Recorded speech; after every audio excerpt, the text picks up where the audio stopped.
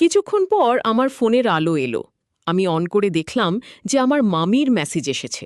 তাতে লেখা ছিল, আমি ঘুমাতে পারছি না, আমি অদ্ভুত অনুভব করছি, আমার একটুও ভালো লাগছে না, তুমি কি কিছুক্ষণ আমার রুমে আসতে পারবে? আমি উত্তর দিলাম, ঠিক আছে। তারপর মামি দরজা খুলে দিল। তখন আমি ভিতরে গেলাম। তারপর হলো, শুনলে খুব মজা পাবে, তাই ভিডিওটি পুরো দেখার অনুরোধ রইল। চলো শুরু করি। বন্ধুরা, আমার নাম বিজয়। আমি কানপুর থেকে এসেছি। আমার বয়স 20। আমি বর্তমানে গ্র্যাজুয়েশন করছি। আমার উচ্চতা 6 ফুট এবং আমি আপনাকে আমার আগ্রহের কথা বলেছি। আমার মামির বয়স প্রায় 26 হবে এবং খুব ফর্সা দেখতে। খুব পাতলাও না, আবার খুব মোটাও না। তার একটি 3 বছরের ছেলে আছে। আমার মা আমাকে আমার নানির বাড়িতে নিয়ে যেতে বললেন। পরের দিন নিজেই চলে গেলাম এবং সন্ধ্যা পর্যন্ত আমি সেখানে পৌঁছালাম। এবং খোলা মাঠ এবং ঠান্ডা হাওয়া আমাকে অন্যরকম আনন্দ দিচ্ছিল। আমি সেখানে গিয়ে দেখি আমার মামি একটি শাড়ি পরেছিলেন। তাহলে আমি মামিকে জিজ্ঞেস করলাম, মামা কোথায়? মামি বলল, শহরে আছে, তাড়াতাড়ি আসবে। আসলে আমি এখানে এসেছি আমার মাসির বিয়েতে। এখানে মাসির বিয়ের আয়োজন এবং অন্য কাজে সাহায্য করতে আমি এসেছি। পরের দিন এমনি করে বিয়ের প্রস্তুতি শুরু করলাম। দাদু, দাদি, মামা সবাই চলে গেল খামারে। আমার মাসি, যার বিয়ে হতে চলেছে, সে তার ঘরে তার ভাবি বরের সাথে প্রেমের কথা বলছিল। আমি টিঙ্কুর সাথে খেলতে লাগলাম। টিঙ্কু হচ্ছে আমার মামির ছেলের নাম। মামির ঘরের দিকে গিয়ে মামির সাথে কথা বলে জানতে পারলাম মামার আসতে আরও কয়েকটা দিন লাগবে। আমি ভিতরের কথা জানতে শুরু করেছি। আমি মামির সাথে অনেক কথা বলেছিলাম, তাই আমি আমার সাথে একটু বন্ধুর মতো কথা বলতো। তারপর আমরা সবাই একটা গাড়িতে যাচ্ছিলাম কেনাকাটা করতে। অনেক দেরি হয়ে গেছে। মামি আমার পাশে বসেছিলেন। গাড়ির ভিতর অন্ধকার ছিল। তারপর ড্রাইভার একটা কাট করল, যার ফলে মামি আমার দিকে ঝুঁকে পড়ল এবং তার কমলা রঙের মুখটা আমার গালে ছুঁয়ে গেল। কি বলবো বন্ধুরা, খুব ভালো লাগলো। এমন সময় আমি মামিকে অগ্রাহ্য করলাম। সেও হেসে বলল, এই ড্রাইভার, কেমন করে গাড়ি চালাচ্ছ? কিছুক্ষণ পর কথা বলতে বলতে ওর হাতটা আমার জীবনে চলে এলো। আমি ব্যাপারটা স্বাভাবিকভাবে নিলাম। তারপর কিছুক্ষণ পর আমরা সবাই বাসায় পৌঁছে গেলাম। বাসায় আসার পর মামি রুমে চলে গেল, আর রাতের মালপত্র খুলে ফেলতে লাগলাম। এই ছোট ঘটনাটা বারবার মনে করতে লাগলাম। তখন আমার মামির দিকে তাকানোর ফোকাস বদলে গেল। দিন রাত দেখতাম ওকে, খুঁজতে লাগলাম, কাল্পনিকেও দেখতে লাগলাম। মামা বাড়ি এলেন। মামা এসেছে বলে মামি খুবই খুশি ছিলেন। সেদিন মামি খুব সুন্দর লেহেঙ্গা পরেছিলেন। তা দেখে আমি হাঁ করে তাকিয়ে রইলাম। কিন্তু মামা এসব কোথায় দেখতে পারে, তাই ওখান থেকে চলে গেলাম। কিছুক্ষণ পর মামা ফোনে কথা বলতে লাগল, আর মামি আমার সামনে এসে বলল, আরে বিজয়, তুমি কি আমার সাথে একটা ছবিও তুলবে? আমি ছবি তুললাম না। আমি মামির সাথে রুমে গেলাম ওখানে ছবি তুলব বলে। ছবি তোলার সময় মামি খুব আঁকড়ে ধরে, আর মাঝে মাঝে সে আমার গায়ে হাত দিয়ে সেলফি তুলছিল। মাসির বিদায় হল। সব অতিথিরা চলে যেতে লাগলেন। আমি ঘুমালাম, আর বিকেলে উঠে রাতের খাবার খেয়ে রুমের দিকে যেতে লাগলাম। দেখলাম টিঙ্কু একপাশে খেলছে, আর মামি বিছানায় বসে কাঁদছে।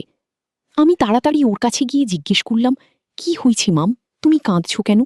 কিছুক্ষণ পর বলল, তোমার মামার জন্য। আমি তাকে সান্ত্বনা দেবার চেষ্টা করছিলাম। তারপর সে আমার বুকে মাথা রেখে কাঁদতে লাগল। আমি মনে মনে ভাবছিলাম, কাজ হচ্ছে। কি বলবো? কিছুক্ষণ অপেক্ষা করার পর আমি মামির জীবনে অনেক অভাব বোধ করছিলাম। আমি তার সাথে খোলামেলা কথা বলতে শুরু করলাম। বিকেলে আমরা সবাই একসাথে ছিলাম। মামি আর আমি ফোনে লুডো খেলছিলাম, আর আমি খেলায় জিততে লাগলাম। তারপর মামি আমার ফোন নিয়ে পালাতে লাগল। তারপর আমি বললাম, মামি, এটা ভুল, আমি জিতেছি। কিন্তু সে রুমে দৌড়াতে লাগল মজা করে। আমি ওর পিছু নিলাম। মামি খাটে উঠে পড়ল, আর আমিও ওর পিছনে এসে শুয়ে পড়লাম। আর ফোনটা আমার নাগালের থেকে দূরে সরিয়ে দিতে লাগলাম, ওর কাছ থেকে ফোন নেওয়ার জন্য। এই জন্য আমরা দুজনে প্রায় আঁকড়ে ধরেছিলাম, আর আমাদের কোনো হুঁশ ছিল না। তারপর হঠাৎ সবকিছু স্বাভাবিক হয়ে গেল, এবং দেখলাম আমরা দুজনেই একে অপরকে আঁকড়ে ধরিয়াছি। আমরা দুজনেই তাড়াতাড়ি উঠে পড়লাম। তারপর একটু নাটক করে বললাম, ঠিক আছে, তুমি জিতেছ, এখন আমার খিদে পেয়েছে। মামি বলল, তুমি এখানে বসো, আমি খাবার খাবার নিয়ে আসছি। এই বলে মামি শাড়ি ঠিক করার পর সেখান চলে গেল। আমি আর মামি একে অপরের খুব কাছাকাছি হয়ে গিয়েছিলাম। খাবার খাওয়ার পর আমি ওখানে শুয়ে পড়লাম। আমি যখন ঘুম থেকে উঠলাম তখন আমি উঠে গিয়ে দেখি মামি সেখানে আছে, এবং সন্ধ্যার সাথে সাথেই গ্রামের আলো জ্বলতে শুরু করেছে, আকাশে চাঁদ উঠতে শুরু করেছে। আমরা দুজনই কথা বলছি। আমি বললাম, আজকে খুব ভালো লাগছে, কফি পেলে মজা হতো। মামি বলল, আমি এখনই নিচে গিয়ে 2 কাপ কফি বানিয়ে আনছি। তারপর আমরা দুজনে যখন কফি খাচ্ছিলাম তখন সে আমাকে বলল, বিজয়, এত মাসে প্রথমবার আমি এত খুশি হয়েছি। তোর মামা বাড়িতে আসে না, আর বাড়িতে এমন কোনো বন্ধু নেই যাকে আমি আমার মনের কথা বলতে পারি। আরে মাম, সব ঠিক হয়ে যাবে। মাম বলল, আমার স্বামী আছে, কিন্তু আমার জীবনে সুখ নেই, কিন্তু তুমি এসে আমাকে কিছু সুখ দিয়েছ। আমিও খুশি হয়েছিলাম সব শুনে। আর সন্ধ্যাটা ঠিক টাইটানিক মুভির মতন মনে হলো। মনোরম বাতাস বইছিল, আমরা দুজনেই দেখছিলাম। দূরে আকাশে চাঁদ উঠতেছিল, আমরা দুজনেই গল্প করছিলাম। আমি বললাম, আজ সত্যিই দারুণ, আবহাওয়াটা ভালোই লাগছে। সেই মুহূর্তটি এমন ছিল যে একজন তৃষ্ণার্ত মানুষ একটি কূপ খুঁজে পেয়েছে। আমি একটি আশা খুঁজে পেয়েছি। আমি তার প্রেমে পড়া শুরু করেছি। কিছুক্ষণ পর আমরা দুজনেই আমাদের গানে আসি। সে আমার সাথে চোখের যোগাযোগ না করে ওখান থেকে কাপ নিয়ে দ্রুত নেমে গেলাম। আমিও অন্যদিকে মুখ ঘুরিয়ে নিলাম। সে চলে গেছে বুঝতে পারছি না। আমি অনেকক্ষণ বারান্দায় গিয়েছিলাম এবং মামি আমার দিকে তাকিয়ে রইলে। তারপর অনেক পরে খাবার খেয়ে আমি তার সাথে কথা না বলে ঘুমাতে গেলাম। আমি ঘুমাতে পারলাম না, খুব ক্লান্ত ছিলাম। রাত 1টা বাজে। সেই দিন যা ঘটেছিল আমি শুধু তা নিয়ে ভাবছিলাম, এবং সম্ভবত সে একই অবস্থায় ছিল।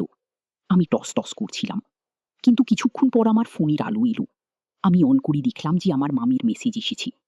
তাতে লেখা ছিল, আমি ঘুমাতে পারছি না, আমি অদ্ভুত অনুভব করছি, আমার একটুও ভালো লাগছে না, তুমি কি কিছুক্ষণ আমার রুমে আসতে পারবে? আমি উত্তর দিলাম, ঠিক আছে। তারপর মামি দরজা খুলে দিল। তখন আমি ভিতরে গেলাম। ওখানটায় বিছানায় শুয়ে পড়লাম। ও মৃদু কণ্ঠে দরজা বন্ধ করে দিল। আমি বুঝলাম যে আমার মামিকে খুশি করার সময় নেই, মামার। আমার মনে একটা অদ্ভুত প্রশান্তি ছিল। আর আমরা দুজনেই কিছু বলতে চাইলাম। আমরা দুজনে কিছুক্ষণ কথা বললাম, তারপর শুয়ে পড়লাম। কিছুক্ষণ আমাদের দুজনের ভিতরে অনেক কিছু চলছিল, কিন্তু আমরা বিছানায় শুয়ে থাকতে পারিনি। সে আমার দিকে মুখ করে সোফায় বসেছিল, এবং আমি তার দিকে তাকিয়ে গিয়ে কিছুক্ষণ কথা বলেছিলাম। একদম যৌবনের দোরগোড়ায় পা রেখেছিলাম, যৌবনের দ্বার প্রান্তে। আমরা দুজনেই একই ঘরে ছিলাম, এবং সেই সুন্দর রাতটি আমাদের দুজনকে পুড়িয়ে দিচ্ছিল। সে আমার দিকে তৃষ্ণার্ত চোখে তাকিয়েছিল। সময় কেটে যাচ্ছিল, এবং স্পষ্ট হয়ে উঠল যে আমার এই ঘরে আসার পিছনে অন্য কিছু ছিল, এবং মামি ভালোবাসার ক্ষুধার্ত ছিল। কয়েক মাস ধরে তার ভিতরে আগুন জ্বলছিল। আমার ভিতরেও আগুনের রূপ নেয়। পরের মুহূর্তে মামি তার পল্লকে আংড়াই দেখাচ্ছিলেন, আর আমিও মামিকে এটা করতে দেখি আমার চোখে আরও হাওয়া হয়ে গেল। সেও প্রচণ্ডভাবে নিঃশ্বাস নিচ্ছিল। আমরা একজন অন্যজনকে খুব শক্ত করে জড়িয়ে ধরলাম, এবং পরের মুহূর্তে আমি ও মাম খেলা শুরু করলাম। মামি এত খেলল যে আমি এমন খেলা কোনোদিন দেখিনি। তাকে পুরো পাগল লাগছিল। কিছুক্ষণ পর আমরা দুজনেই ঘুমিয়ে পড়লাম। ওর মুখটা ঢেকে গেল একটা অন্যরকম হাসির সাথে। সবকিছু সুখের সাথে হয়ে গেল। তারপর থেকে খুব ভালো দিন কাটতে লাগল। আমি নিচে এসে মামিকে দেখলাম। সে আমাকে দেখে খুব মিষ্টি হাসি দিল। তারপর আমি স্নান করতে গেলাম। স্নান করে ব্রেকফাস্ট করলাম। এরপর থেকে আমরা রোজ খেলতে লাগলাম। যাই হোক বন্ধুরা, আমাদের আজকের ভিডিওটি এই পর্যন্ত। ভিডিওটি কেমন লাগলো কমেন্টে জানাতে ভুলবেন না। যদি আমাদের ভিডিওগুলি ভালো লাগে তাহলে লাইক, কমেন্ট এবং শেয়ার করুন। আর সবার আগে ভিডিও পেতে আমাদের মিসপাইল ব্লগ চ্যানেলটাকে সাবস্ক্রাইব করুন, এবং পাশে আসা বেল আইকনটি অল করে দিন।